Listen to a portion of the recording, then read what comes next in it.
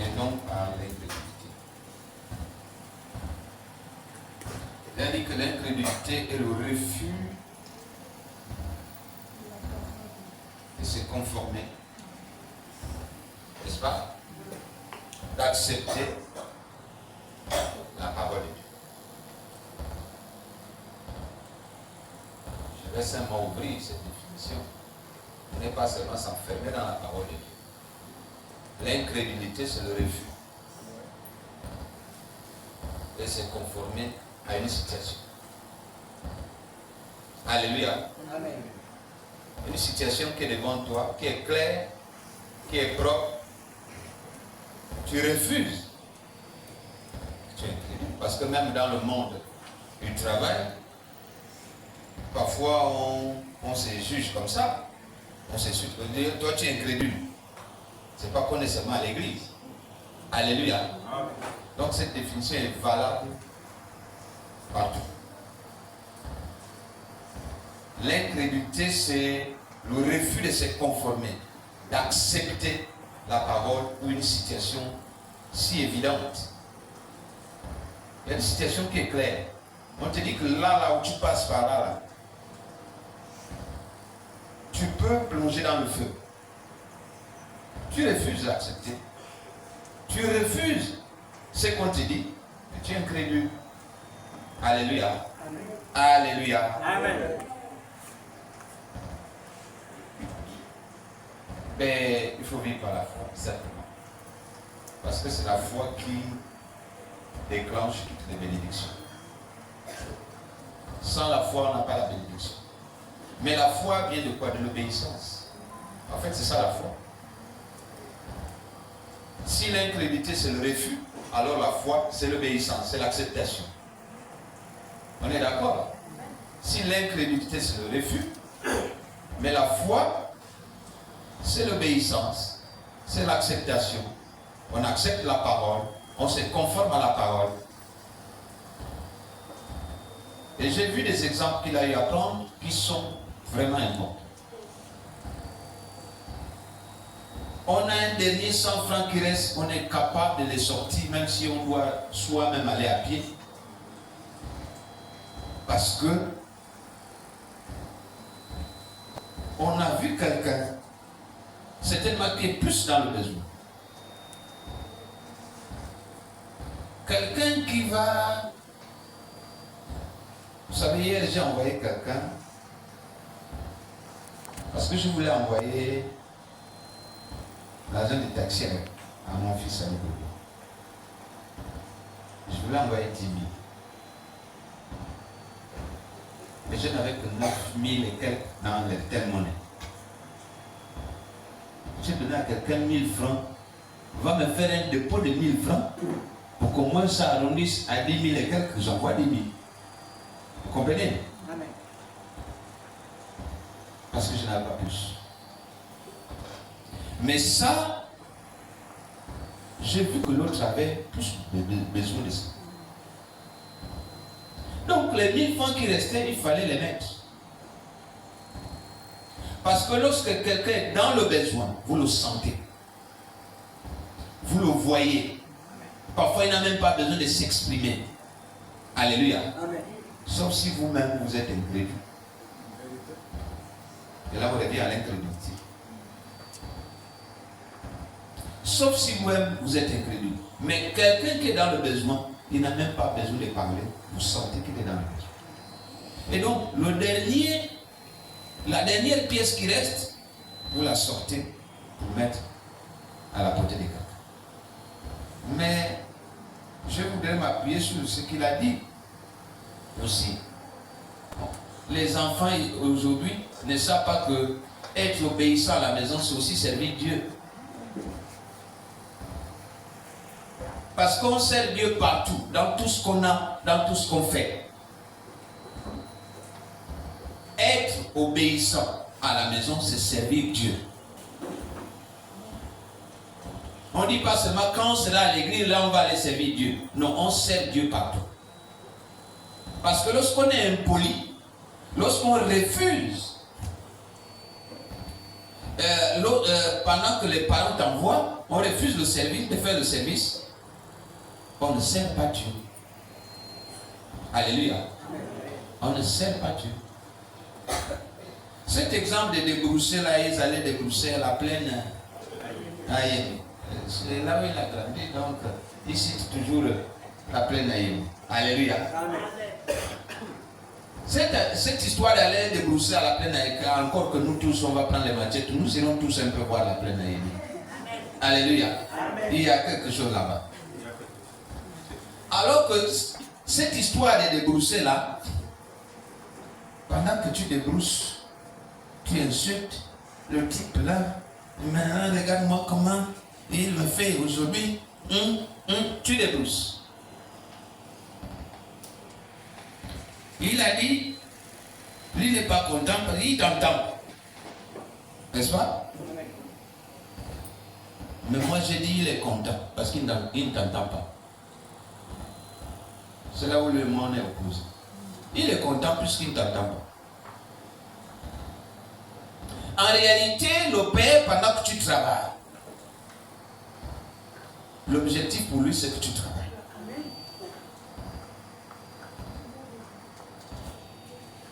Que tu l'insultes, que tu l'insultes pas. Tu fais la tâche. Mais ne pense pas que dans son cœur, s'il a entendu, qu'il est content. Son objectif, c'est que tu fasses la tâche. Mais pendant que toi tu travailles, tu l'insultes. Tu es content. À la fin, vous allez manger. Il va te donner l'argent. Tu es content. Comme il ne t'a pas entendu. Mais déjà, avant que tu n'ouvres ta bouche, ce qui est dans le cœur, on connaît. Alléluia. Amen. Lui, le père là, n'entend pas. Tu l'insultes, tu fais tout. Et lui, il est content. C'est pour ça que j'ai dit nous sommes opposés. Lui, il est content parce qu'il t'entend. Lui, il est assis là-bas où vous travaillez. Ou bien lui, il est en train de travailler aussi. Ça fait le bruit, il ne t'entend pas. Donc, tu es content de l'insulter. Mais tu travailles quand même. Et à la fin, tu dis, papa, j'ai fini. Mais tu ne dis pas, j'ai fini de t'insulter. Non. Tu dis, j'ai fini de travailler. Oh là. Tu ne dis pas, j'ai fini de t'insulter. Tu dis, j'ai fini de travailler. Et papa doit être content parce qu'il attendait que la tâche soit finie. Il ne sait pas que tu l'as insulté. Il est très content de toi. Mais il y a l'autre papa.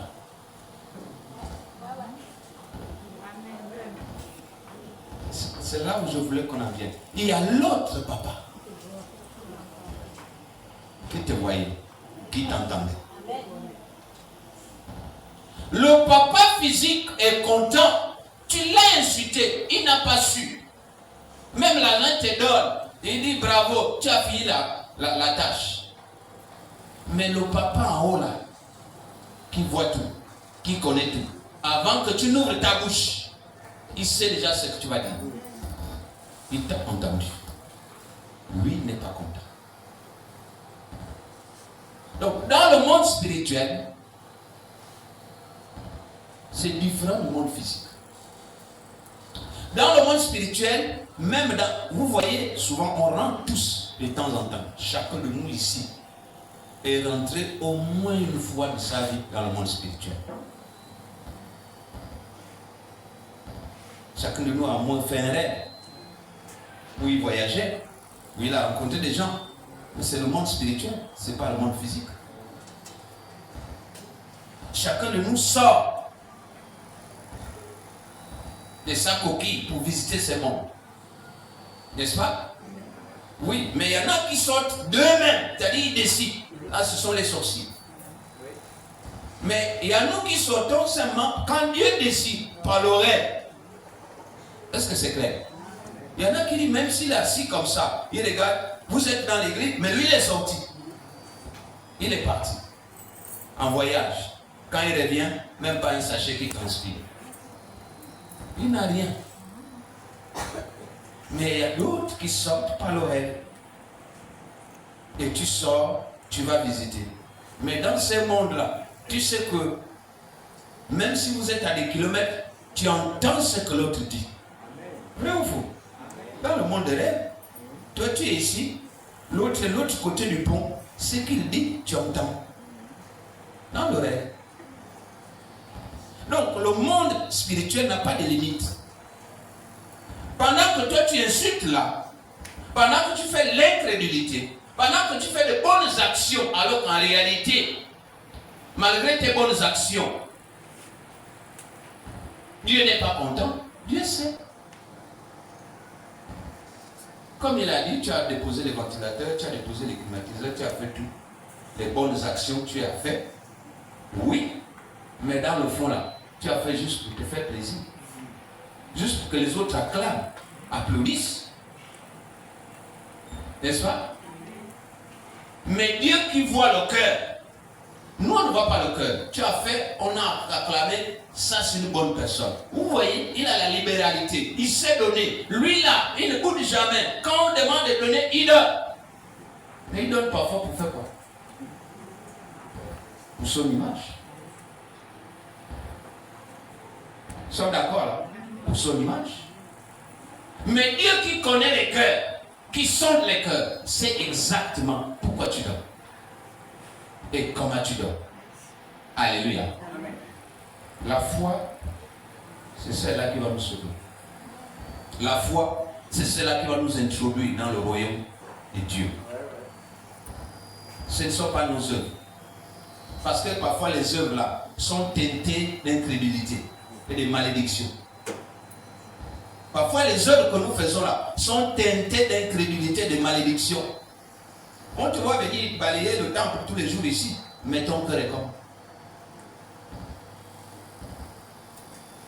On te voit venir prêcher ici tous les jours, mais ton cœur est comme.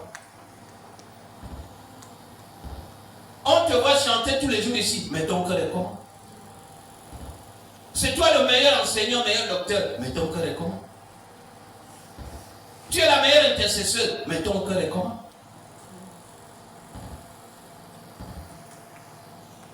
Ce sont les actions du cœur, donc la foi que Dieu veut. Alléluia. Amen. Alléluia. Amen. Je voudrais interpeller les uns les autres ce matin. Celui qui a écouté ce message, qu'il aille davantage méditer à la maison. Ce sont les messages de la nouvelle année. Les messages qui doivent booster chacun de nous. Nous n'attendons plus, en fait, ne vous attendez pas au message, non. Tu prendras l'avion, tu iras aux États-Unis, tu auras l'argent, tu seras marié. Non.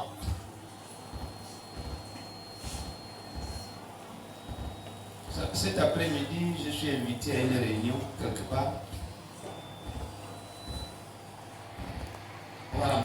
Vous comprenez? Moi, je peux rester 10 ans avec toi. Je ne te dis rien. Parce que je ne vois rien. Parce que Dieu ne m'a rien dit. Je n'ai pas besoin de te faire plaisir. Je parle de la parole de Dieu. Je parle. Tu reçois ce que tu reçois. Mais le jour où Dieu me dit quelque chose et me demande de te dire, je te le dirai. Mais je n'ai pas besoin de l'extra pour te dire. Je t'appelle à côté. Mais c'est à toi-même d'aller voir à la maison. Même 1 mois, 2 mois, 1 an plus tard. Ah, le type là m'avait dit ça. J'ai vu. Maintenant, si tu oublies, c'est ton affaire. Je n'ai même pas besoin de dire, je t'avais dit non. Parce qu'on dirait que j'avais fait un piège et j'attendais que ce soit, qu'il y ait un gibier dedans pour dire, tu as vu.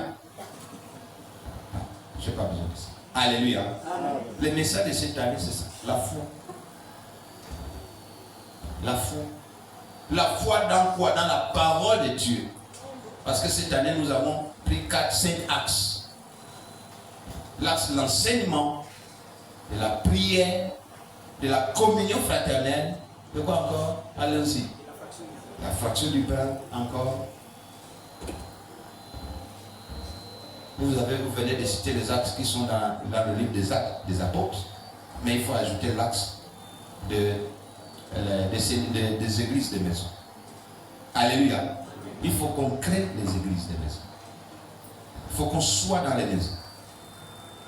Celui qui veut créer une église dans sa maison nous appelle, nous créons l'église et nous cherchons celui qui peut gérer ça. Alléluia. Parce que comme disait l'autre, moi et ma maison, nous servirons l'Éternel. Cette année, nous devons servir l'Éternel. Servons l'Éternel cette année par la foi, pas par les œuvres seulement. Les œuvres, oui, on en a besoin. C'est aussi une démonstration de cette foi. Mais ce ne sont pas les œuvres qui vont nous justifier devant Dieu. C'est ça la différence. Si quelqu'un a entendu, par ma voix, m'a entendu la parole de Dieu, que Dieu te bénisse. Amen.